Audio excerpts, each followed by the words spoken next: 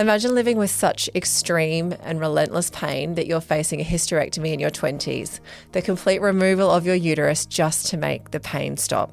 This is the reality Erin Barnett faced. And the pain is so bad that you're almost passing out, you feel like you can't breathe, and you don't want anyone to touch you. And then when your family's around seeing that, they don't know what to do. And I also had to get my appendix out because there was everything was stuck together, my ovary, my appendix, I had endometriosis on my appendix. And I was like, just take it out. But now I've got no more organs that you can take out. I actually need to live with the rest of the organs that I have. But before you get into this episode, be sure to pop over to wherever you get your podcasts and make sure you subscribe. And if you really love this episode, perhaps share it with a friend or even leave a review, as it really helps us reach more people. Don't forget to follow us on Instagram for all the behind the scenes fun. We care for the land and sea. Okay, so you might know Erin Barnett from Love Island, or I'm a Celebrity, Get Me Out of Here, but there is so much more to her story. Behind the cameras and headlines is a registered nurse who's spent years navigating chronic pain from endometriosis, adenomyosis, and polycystic ovary syndrome since her teens. This isn't just a story about reality TV. It's a story about the courage it takes to take back your own body and control of your life. Welcome to It Takes Heart, Erin. Oh, thank you. Thank you so much for having me. I'm really excited.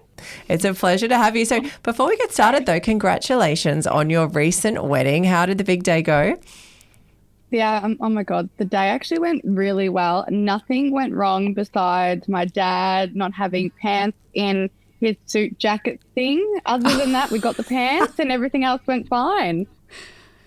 Oh, you looked beautiful. The photos are stunning that I've seen. Oh, thank you. I had the best wedding planner. Gee, what a wedding. She literally, that's the only reason why everything went okay. If you're ever looking for a wedding planner, highly recommend. Maybe for our next weddings. Don't say that. That's what you I must said. miss her. I'm sure she's on speed dial several times a day in the lead up. So yes, so as Sam mentioned in your intro, you're a bit of a TV personality and people will definitely know who you are. But what they might not know is that you're a registered nurse. Yes, so when I know. did you become a nurse and why did you get into nursing? So I did nursing years and years ago, back in 2016. I was an EN. And then I went straight into being an RN, but I didn't get my registration till after my RN because I went from EN to RN. But I had to pause that while I went on Love Island, and then I had to restart it afterwards because I had lost a big gap, and you have to do another course to get your registration. And then I just went back into it. Was that a big decision to pause and go and do something different? Oh, massive, because I didn't know what really Love Island was. It was a UK thing, it wasn't an Australian thing. So I was like, we'll just see how it goes. And it turned out really good. And so with your nursing side of things, what do you love about nursing and what areas of nursing have you worked in? I think my favourite thing about nursing is looking after people that can't look after themselves, or people that don't really want to be at the hospital. You know, those people that don't want to go there and you have to convince them why they're there. And did you say what made me want to be a nurse? Yeah. Well, when I was younger and I had my first ever surgery, I had a disappointing interaction with a nurse, and I always thought to myself, that's it, I want to be a nurse so no one else has to go through what I went through, and I'll always be that nurse that everyone wants. Yeah. And do you think obviously that interaction had a real impact on how you are as a nurse today? I guess how has that shaped the way that you approach patients? Oh, massively. I think because some people don't like to be at hospital. Some people are at hospital on their own. They don't have family. So I'm acting like their family, not just their nurse. And I take every single patient seriously. And I don't just think they're just patient in room 5 or whatever. I call them by their first name or however they like to be called. And I just really respect that person and the reason why they're there. I think we hear that a lot through these conversations, don't we, of having the right people in healthcare. Always. And I think that when you have the job that you really love, that really shines through to the patient care. You can really spot the healthcare worker who loves what they do versus someone who doesn't want to be there, and that really impacts then the patient care. Yeah, and it's disappointing when you can see the difference between the nurses that want to be there and the nurses that don't want to be there. Yeah, absolutely. So you talk there about being a patient, and in 2022 you wrote a book, Endo Unfiltered. Yeah.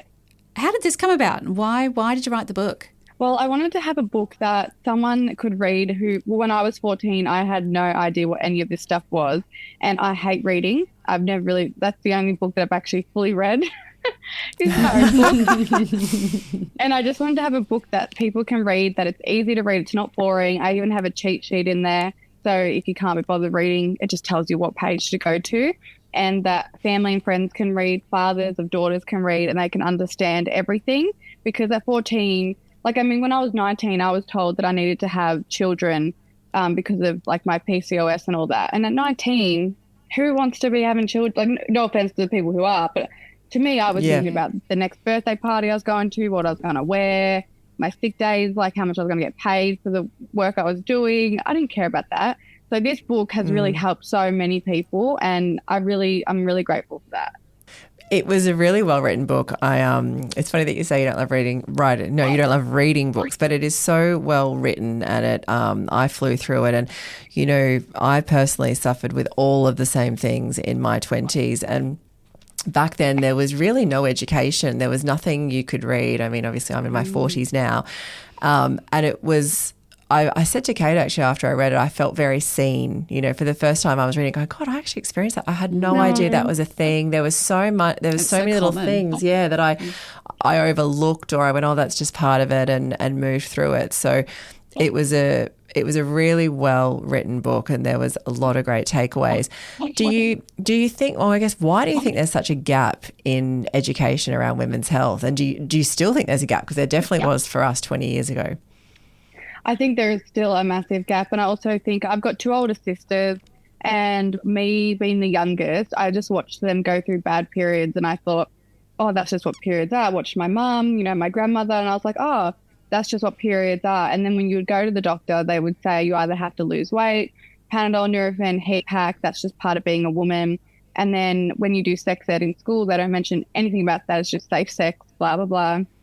And when you go see doctors, what frustrates me is they're mainly all male. And I know that's hard because it's what they want to specialize in. But then also I have seen a couple of female gynecologists that was the worst I've ever been to. But I don't understand why there is such a gap. And I would like to ask that question as well. Why is there a massive gap in the industry for women's health?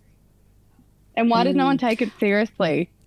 So maybe because there is that gap, can you talk us through, for those who may not understand, like what is endometriosis, adenomyosis, polycystic ovary syndrome? Are they likely to all come with three, or what's been in your experience, and what is it? So endometriosis is similar to the lining of the uterus that you get when you have your period, but it's different, but it's similar, and it can grow anywhere in your body.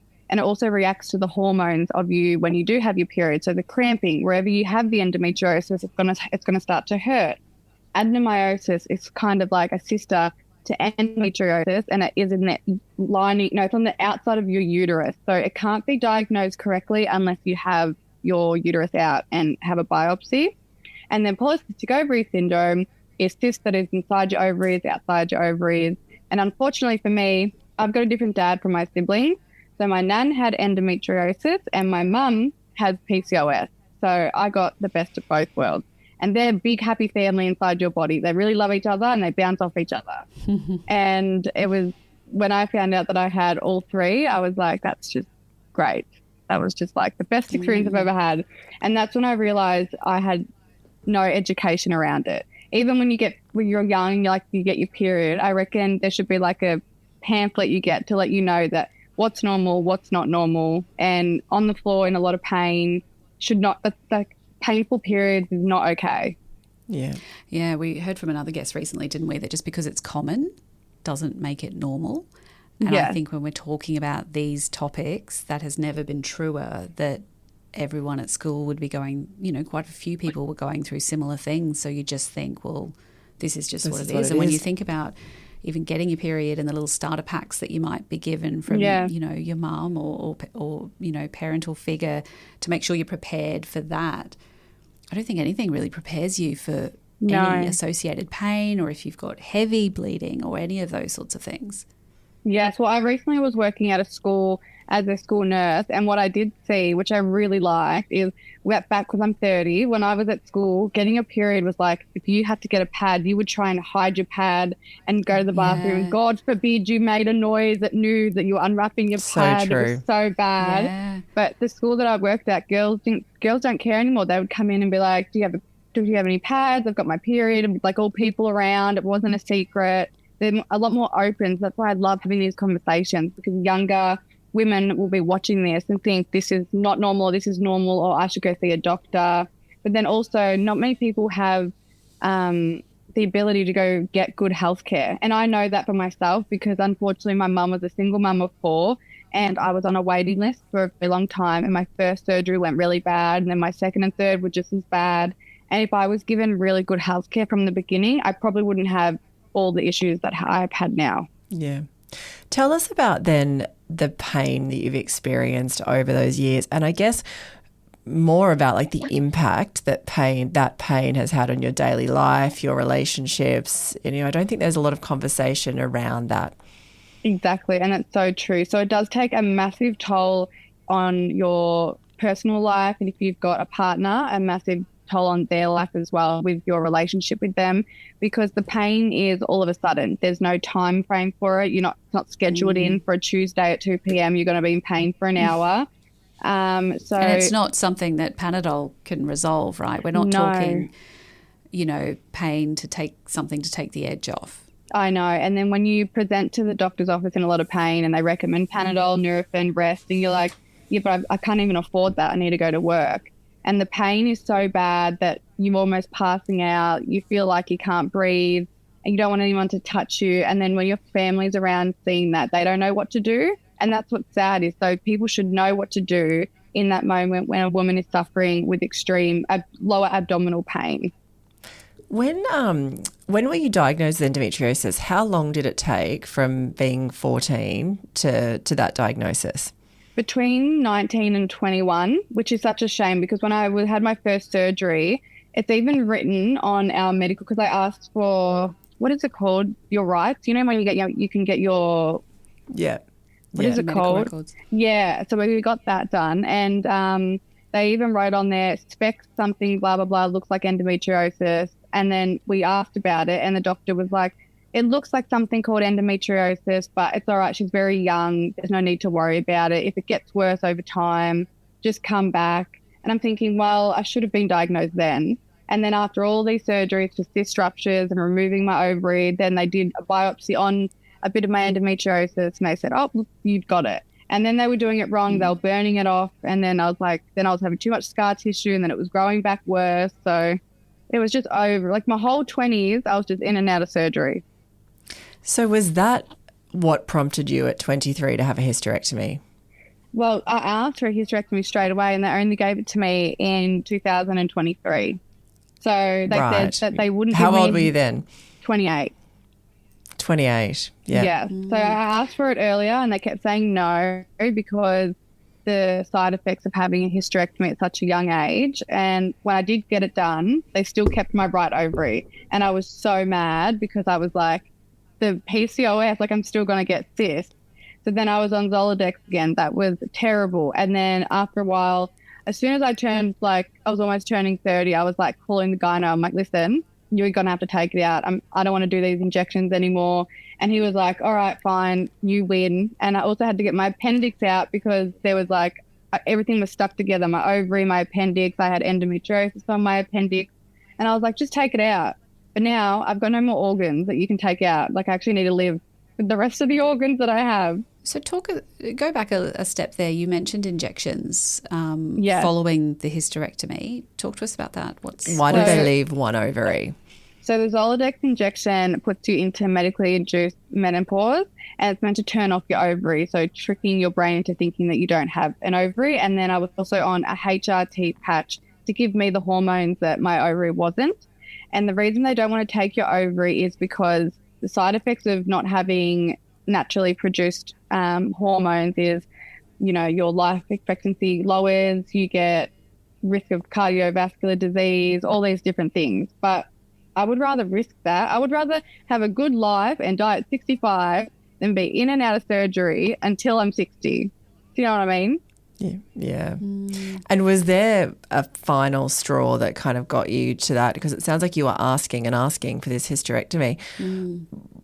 What was the final straw that got you to the point of having it and having your doctor say, yes, let's go ahead? Well, I think I was out with my friends doing this Titanic experience, and I dropped to the floor in a lot of pain, and I said, I think my appendix has just burst, and I couldn't walk, and I was in that much pain. But then all of a sudden it went away, and I was like, oh, that's all right. And then I was doing, the jumping method, and I was like palpating my stomach, and I was doing everything to see. And then the pain was just getting worse and worse. I went to Epworth Emergency. They said, oh, it looks like it could be your ovary. It looks like there's a cyst in there. And I'm like, how? I'm on this injection that is putting me through hell. And then I was like, that's it. I want it out. So I called the gyno, and then I had to see another surgeon who does the appendix. So I had 2 surgeons in there doing 2 different surgeries. And he said to me, my gyno, he's like, you finally got what you wanted. And I was like, yes, I did.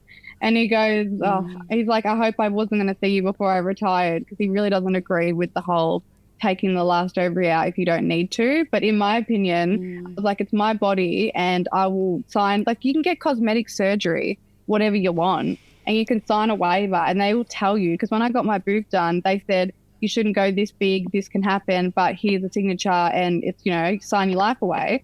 And I did. But with your other organs, the other surgeons don't let that happen. Did you, I was just going to say, at that age too, like at 28, did you have to have any, psychological evaluation or something? Did they talk to you about fertility and, not being able to then go and have children? What was the process around that? Because it's not reversible, right? I guess with other surgeries, maybe sometimes it can be reversed, but this is, it's a big decision. Yes, I did. I had to go see a psychologist. I had to go get a second opinion, and I had to get a letter from my doctor, my GP. And when I had to go get a psychology review, I was sitting there and I was speaking to this lady, and I was like, this is so effed up. And she was laughing, and she goes, why? I'm like, because I'm doing this so that I'm not having children, so that I can get my uterus taken out. I'm like, but anyone can get pregnant and they're not getting psych evaluated. So that makes me feel weird. Like, so I'm choosing not to have kids or have this surgery because I'm in a lot of pain, but anyone can go get pregnant and no one has to go see a psychologist, and they could be like psychos. But here I am and level-headed, knowing what I want, and you're telling me whether or not I could get it done. And the second surgeon who I had to get a second opinion actually disagreed and said no to the surgery. But because the psychologist said that I was like okay to get it done, he did go ahead with it, which was really good. I was very thankful for that. Did you have any doubt, though? Had you ever, thinking about children, had you ever thought that was on the cards for you, or pretty adamant that wasn't a consideration? Well, when I was younger, I always wanted children. And then when I had my first surgery, they said she'll probably need help to have children when she's older. And I was like, no worries. And then every surgery after 14, I was just getting more frustrated. Then they told me to freeze my eggs at 19 to 20. And I was like, I'm not doing that. And then the more surgeries you have, your brain starts to associate your reproductive organs with like pain, discomfort, not pregnancy, not being a mother. Like, it's not comforting to me. I've still got like those motherly love, like I love children, all that, but I don't get that feeling of sadness or anything. I think I just accepted it at a young age. And also, if I was to have a girl, knowing that she's going to suffer like I would hate that. And then people say, oh, but you can adopt. But it's like, but why do I have to have a child just because I'm a woman? To be a woman, I can still be a nice person without having my own children. Yeah, it doesn't define being a woman. Exactly. As a public figure, Erin, did you get a lot of negative commentary about this decision to have a hysterectomy? Actually, no. I got really good feedback and positive people coming up to me and messaging me on Instagram, which was really nice. But then a lot of people were saying, well, why don't you adopt? Why don't you do this? And then my comments back to that is where it started to get a bit negative. Right. But it's good to hear that, like, the overall, that resounding support as well, because I know even at 40, when I had a hysterectomy, there was a lot of, even I've got 3 kids who were going, are you sure? Are you done? Why would you do that? What are you going to do to yourself? You're going to go into menopause, you're going to do all these things. But similar to yourself, I'd had enough now. Yes, and I know, and I remember one of the doctors was like, does your partner know about this? And I was like, I don't give a shit if he doesn't know about this. he does know about it. And I'm like, but why does it matter? Like, why are we even mentioning him? He's not the one having this procedure done. Like, why is it? We're not in the Stone Ages. Like, what the hell? So I guess what does life look like post surgery now? This, was that your final surgery or when you got that last ovary out? And what does it look like now? What's life? Has the pain gone? Can you still get endometriosis? You mentioned endometriosis is anywhere in your body. Does it still exist? Unfortunately, it is still there. Endometriosis cannot be cured with a hysterectomy, but PCOS can be cured with getting ovaries removed, and adenomyosis can be cured with getting a uterus removed. But I'm not an advocate and I'm not promoting getting these procedures done. It's only if necessary. And mine was so severe, it was the only way for me to live. And my last surgery was this year, where I had my right ovary and my appendix removed. And knock on wood, I haven't been in any pain. And I was kind of resentful but happy at the same time, because I was looking back at all my 20s and thinking, if they had just done this when I was 23 and asking for it, I would have had no problems. But now I'm trying to look at it like, okay, well, I'm 30 now, so now 30 onwards, pain-free. But endometriosis can still grow back. So if I start to get a little bit of pain here or there, I will always go to the doctor and get checked up. But it's just not it won't be as severe as people who do have a uterus. But it can be anywhere in the body and it's not curable.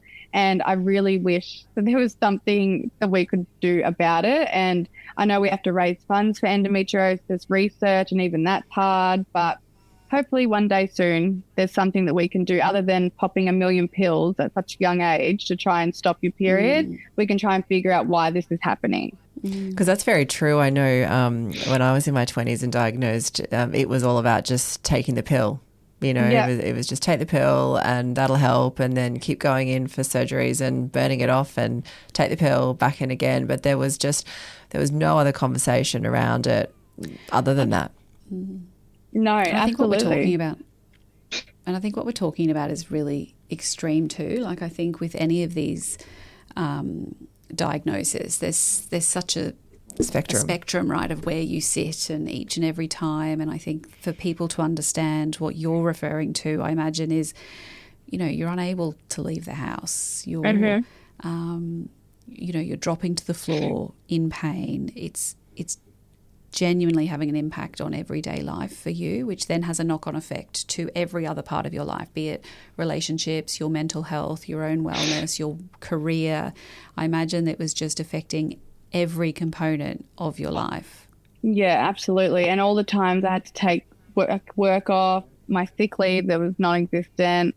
I would have cyst ruptures at work. I would have to cancel events, and then it takes a toll on your relationship because, sex can become super painful, and then males don't really understand, like, why are you in pain, but you don't look like you're in pain because you might just be sitting on the couch doing nothing all day. And some people are not understanding, but to you, you're like in your head screaming. But because people can't physically see your endometriosis or PCOS or adenomyosis, they don't understand it. But unless you're sitting there screaming, no one will understand. That's why the more you talk about it, the more details you give, the more people will understand, and you hope for that. Because I remember I was thinking to myself, I don't know how I'm going to get a full-time job like this because I've had to leave work early, and I'm walking normal and I'm talking normal, and I'm like, oh, hey, I've got to go home early. I'm in a lot of pain. It just doesn't look realistic, but that is how we deal with it. We've just been told to put a smile on our face and, be tough and just act like it's okay, but it's not. How did you get through the filming of Love Island, and particularly like I'm a Celebrity,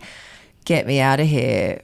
Like, were you experiencing all of these things during those? So many people have asked me that. So on Love Island, I wore a tampon every single day because I was so scared that I would bleed, because I would bleed randomly and get clots. Like, I would, every single day of Love Island. Like getting around your bikini every day, yeah. Yeah, I had to wear a tampon, and I did get some bad cramps, but I acted like it was nothing.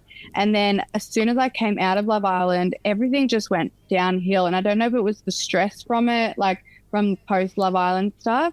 But then when I was on I'm a Celebrity, I actually had a clot come out of me after one of the trials, and I was walking with a producer, Myth and Ryan, and they all saw it, and I had blood all over my pants.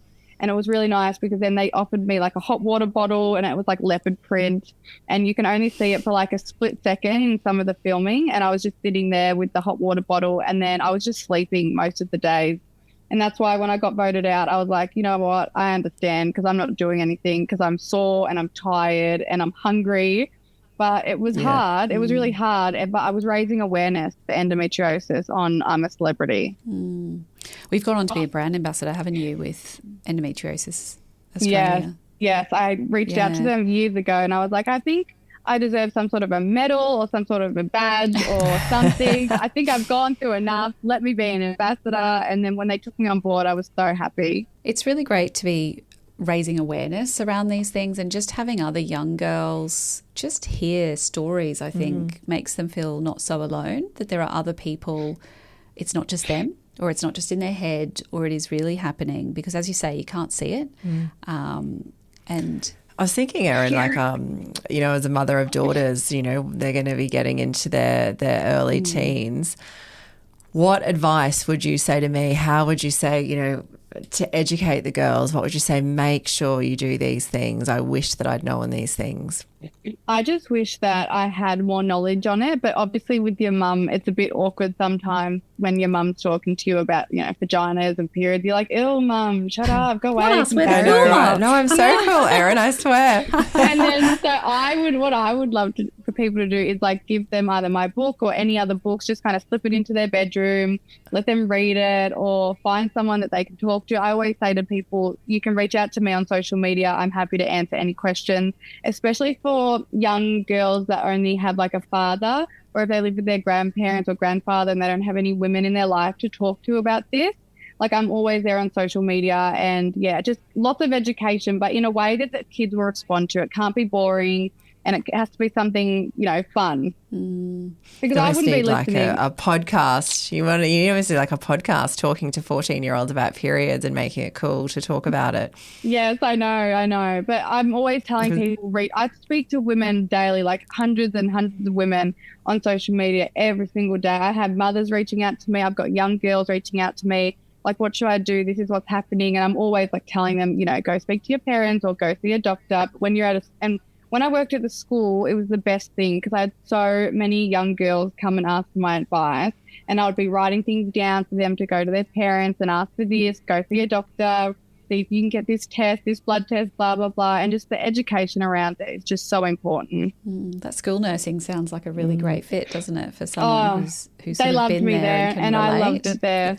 And I wish I could go back, but then I was like, I didn't really want to do school nursing forever, but I loved it there. I think that's one of the best jobs I've ever had. You would have been very easily relatable too. I think they would have I know my girls would absolutely adore a conversation with you over me. But thinking back to when, I remember in your book you were saying, getting your periods early. Like, I got mine at 11 and, imagine that, like, little brown paper bag, terrified, going to the bathrooms. Like, it was just so taboo. So even to see where it's come in, what's that, 30, 50, 20 years to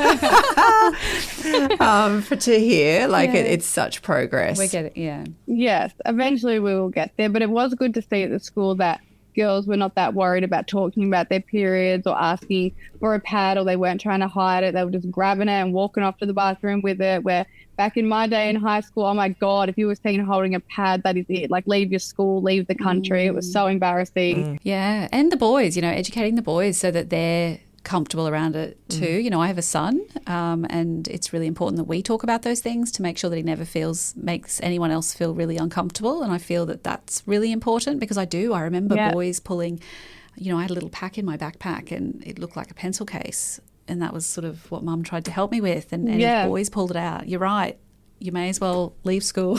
Yes. You're not coming back from that, Especially with boys. And see, my partner's got 2 daughters and a son, and like, he's amazing, like, because obviously you're around sisters, and then he's got his own mum as well. And it's like really important, like, if we talk about it on the couch and that, it's like I look around and I make sure no one's making a sound or a noise if we're talking about period or anything. Or even my husband, if I say something like, the girls have both got their periods, and he goes, oh, God's sake, why both of them at the same time? And I'm like, oh, shut up. And he goes, oh, what do you mean in sync? He's like, what do you mean that happens? I'm like, it's a real thing. It's a real thing. And I'm like, but we talk about it like normal and we don't whisper. And I remember going to the shops before self-checkout. Like I remember getting my mum to buy the pads and tampons. Like it was so embarrassing if you had to go to the shops and like put that pad down to buy it. But now no one cares, and I love that. It's a big change. Thinking back about all of your operations and just your health journey, what advice would you give to someone now who's listening and they're kind of in the midst of a journey similar to yours? Is there one lesson that you look back and go, gosh, I really learned that the hard way and I wish I'd known that sooner?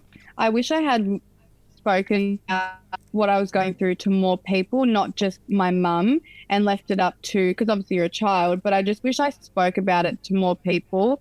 And as much as you love your parents, I just wish I got more advice and not just second opinions from doctors, but I just wish I spoke about it to different people and just got everyone's like take on it, because some women have different advice, like nans or, your best friend's mum or a friend of a friend.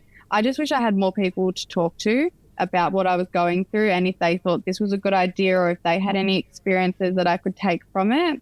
But I also know that I know this is really like a hit or miss with people.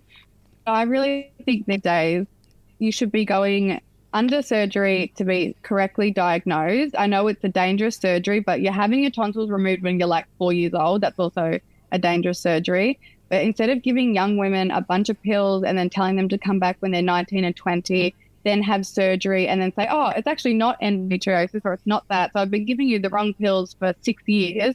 Let's try something else. I just wish women were correctly diagnosed from the beginning, and then we can begin correct treatment, because then you're taking all these tablets for no reason. And then that can cause more issues later on in life. And then especially women who want to have children find out when they're trying to conceive, oh, you've actually got this and that. And it's like, oh, well, I've been on the pill since I was 14 and they didn't mention that to me. And it's like, well, they should have. Do you know what I mean? Agree. And I think that's the interesting thing. Endometriosis can't be diagnosed unless you've had the surgery, the laparoscopy to see. And I was much the same as you, actually. It wasn't until they did that surgery and it was everywhere, and it had been years and years of pain and discomfort, and it was in so many crazy places. Absolutely. And then I think moving on from there is really understanding why this happens. I feel like that's a big gap of why so many women and girls suffer from this. What is happening to cause this condition, I guess. Yes. And I've heard a lot of people say things like, oh, all of a sudden every woman's got endometriosis. And I remember saying to someone online, like I was getting into an online argument, and I was like, no, it's actually been going on for generations, but only now it's been properly diagnosed and people are speaking about it because of social media. It's not every woman has endometriosis. And you know what? It probably will be like that eventually, because people will be getting diagnosed and hopefully correctly helped out quicker. But I saw someone say that and that really annoyed me. They're like, oh, now everyone's trying to say they've got no one wants it. No one wants endometriosis. No, it's not. It's the worst thing. We don't want that. Take it away. Also too, though, if you think about the rise of IVF over all the years too, so there's so many more women who would have struggled to have children and just opted out. Whereas now with all of the surgeries and all of the work that you do during that process, there would be so many more women, again, who are diagnosed with it through those procedures. So I agree. Nobody wants it. It's definitely not fun by any way, but it's great that there's more diagnoses and more awareness. Yeah, and I was offered IVF for the freezing of my eggs, but then when we went through it, the process of the injections makes me more prone to grow my cysts quicker, because I was growing them really fast, and for them to rupture was more dangerous. So I would have to stay in hospital for the treatment, and I was like, all just to freeze my eggs that I might not ever use. And then my health cover didn't want to cover me for that if I wasn't going to go ahead with having a child. They would, you know how your health cover does IVF, but only if it's the whole process of, getting your eggs, then freezing them, and then the transfers. And I was like, oh, no, I'm just doing it to freeze it. And they were like, oh, we don't cover you for that. And I'm like, that is a joke. But it was too dangerous for me to do that, because people are always like, but you didn't try. What if later in life you regret it? And I'm like, okay, that's my life to live and that's my regret to live with. But I'm more happy that I'm pain-free. Like when you're in that amount of pain for so many years, or you would do anything to be pain-free for 20 seconds. You would literally almost cut off your own leg to be like, does this mean I'm going to have no more pain? And that's how bad it can be for some women. For you, it just felt like that was not serving you anymore. And it felt like the right thing to do. When I got told I was getting the hysterectomy. Oh, sorry. No, you go, Erin. When I was getting told I was getting the hysterectomy, I actually cried so much. And I called my partner and he was like, what's wrong? And I was like, I've just been approved. And it was the happiest day of my life. And that's when you know that the pain was a lot. Yeah. Look, with this episode, a CMR are going to be donating to a charity of your choice today, Erin. Where can we donate that money to? Oh, I would love for that to go to Endometriosis Australia. That would be fantastic. Perfect. That would be our absolute pleasure. Erin, thank you so much for your time today and just for sharing your story. Like I said, I really enjoyed your book. It's definitely one that my girls will have access to. You know, every woman's journey is so different. And, you know, I think it's so important that, you know, we seek out education, that we make sure we surround ourselves with the right healthcare professionals and the people that feel right. And I think for you, just hearing, you know, you did such a great job advocating for yourself and you went through so much to get to where you are today, and certainly really inspirational story. So thank you. No, I really appreciate it. And I really appreciate you guys letting me come on the podcast and share my story. And hopefully this can help at least one person out there. Absolutely. Thank you so much, Erin. No, thank you. We acknowledge the traditional custodians of the land of which we meet, who for centuries have shared ancient methods of healing and cared for their communities. We pay our respects to elders past and present.